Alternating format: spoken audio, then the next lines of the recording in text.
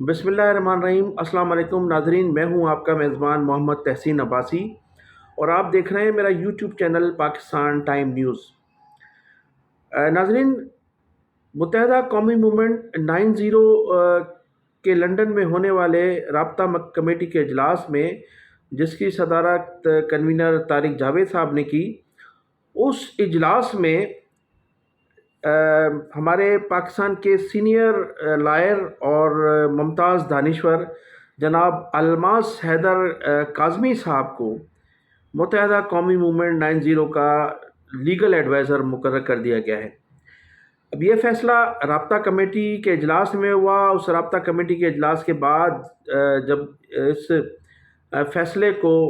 की तौसी के लिए जनाब बानी मुत्तहदा अल्ताफ़ हुसैन के पास भेजा गया तो उन्होंने भी इस फ़ैसले की तौसीक़ कर दी है। अलमास हैदर काज़मी साहब की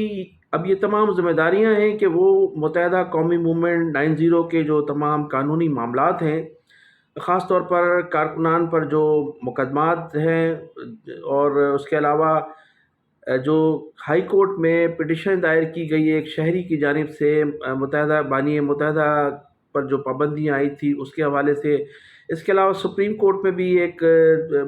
राब्ता कमेटी की जानिब से एक पिटीशन दायर की गई है। वो भी तमाम तर ज़िम्मेदारियाँ उन पर आयद हुई हैं और वो इन तमाम कानूनी मामलात को डील करेंगे, उनको चेक करेंगे और कानूनी मामलात में तमाम जो कारकुनान हैं उनको कानूनी मामलात की सहूलियत पहुँचाएँगे। इससे कबल जब मुत्तहदा कौमी मूवमेंट 90 की राब्ता कमेटी का इजलास लंदन में हुआ था चंद रोज़ कबल, तो उस वक्त डिप्टी कन्वीनर थे जनाब तारिक अज़ीज़ाबादी साहब। उन्होंने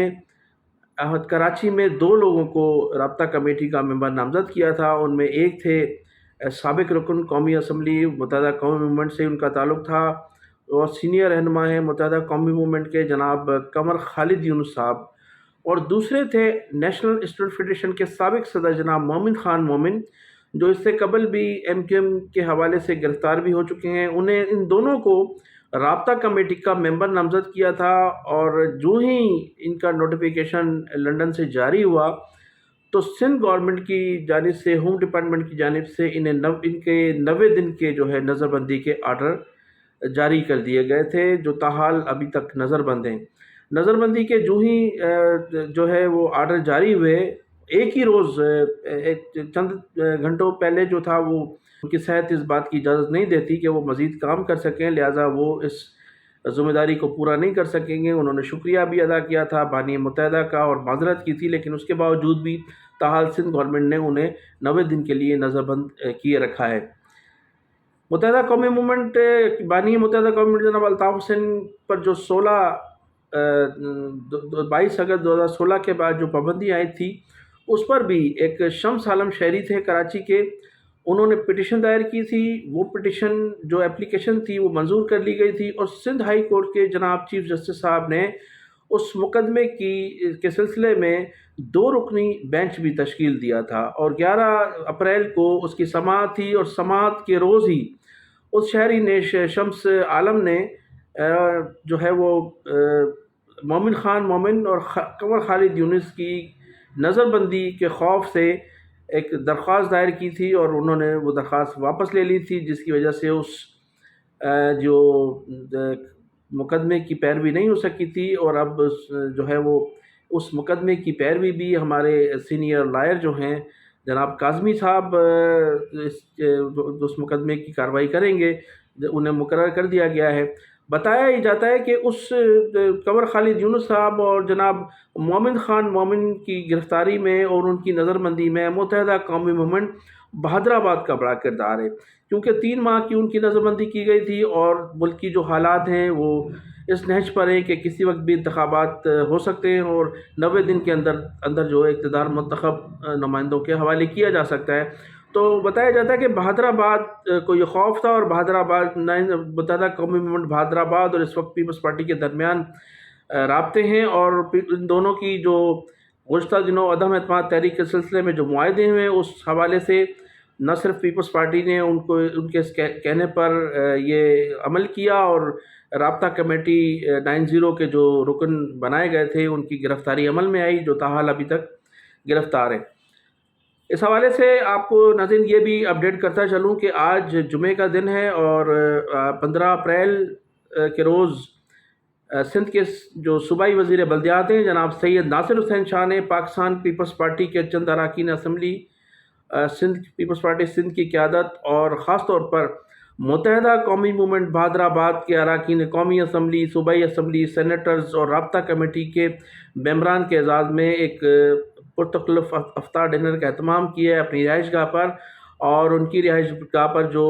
افطار ڈنر ہو رہا ہے وہ یہ تقریباً اس میں تمام جو ہے پاکستان پیپلز پارٹی کی حکومت کے اہم وزراء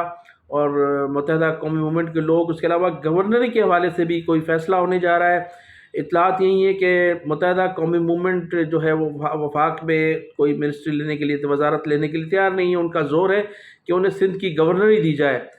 تو اس سلسلے میں بتایا ہی جاتا ہے کہ سندھ کی گورنری کے لیے پاکستان پیپلز پارٹی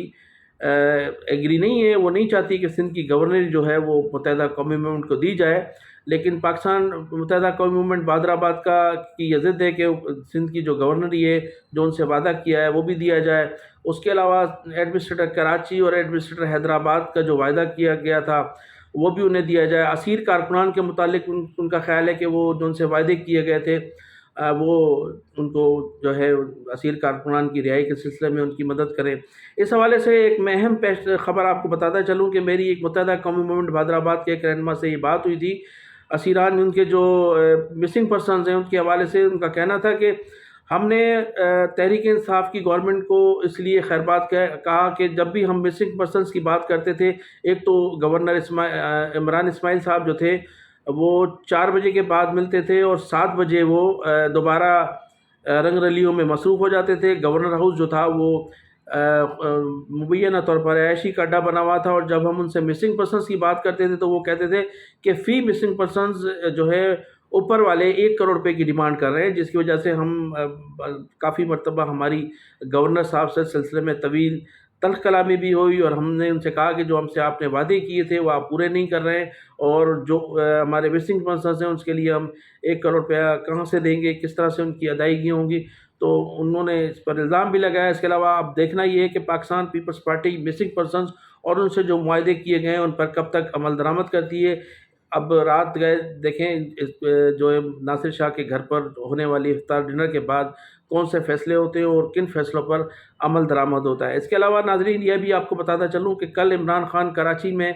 ایک بہت بڑے جلسے عام سے خطاب کرنے جا رہے ہیں۔ انہوں نے اس سلسلے میں بڑے پیش رفت ہوئی ہے، بڑی